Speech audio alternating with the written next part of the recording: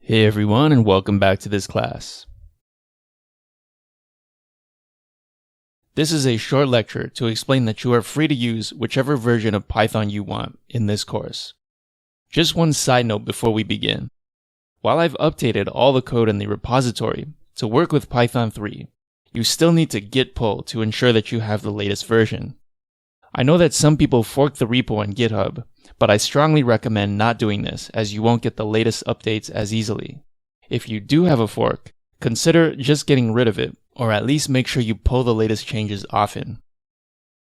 A lot of people consider Python 3 to be the new version of Python, and therefore it's the one everyone should use, but that is a very limited perspective. First, Python 3 is actually not that new.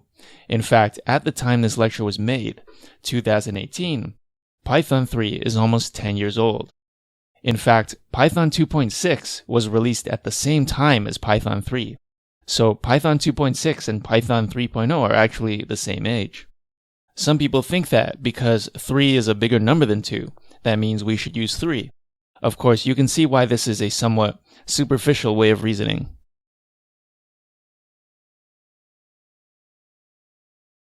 The bigger issue is this. If you join a large company using Python today, and they built their technology stack many years ago, they are probably using Python 2. And if you're in a large company, it's not easy to just recreate your entire codebase. That might take months or years of effort.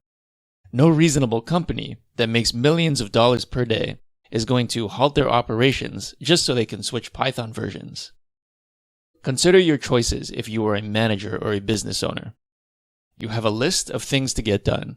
Your clients want these things done, and they're going to pay you lots of money to get them done.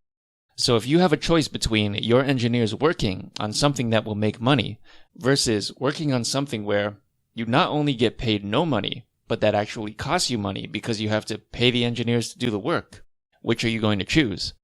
Most people I know would choose the option to continue making money. And so for better or worse, a lot of folks are still using Python 2. That means if you join such a company, you'll be forced to learn Python 2 syntax. There will simply be no way around you having to learn Python 2.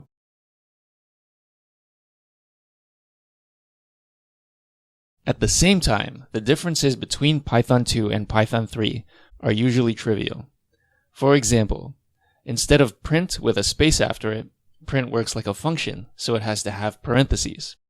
Another example is that we use range instead of xrange, which both return generators rather than lists. In Python 2, range returns a list, which can be inefficient, so we try not to use that when we're using Python 2. In Python 2, division using a slash can do different things depending on what its arguments are. So for example, if both the numerator and denominator are integers, then the result will be an integer.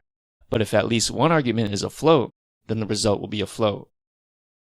This is the same way division works in C-style languages, so it's pretty typical behavior. In Python 3, a slash always does float division, so even if your numerator and denominator are both integers, the result will be a float. If you want to do integer division, you have to use a double slash. Other examples are given on this page on my website, lazyprogrammer.me/Python 2 to 3 tips.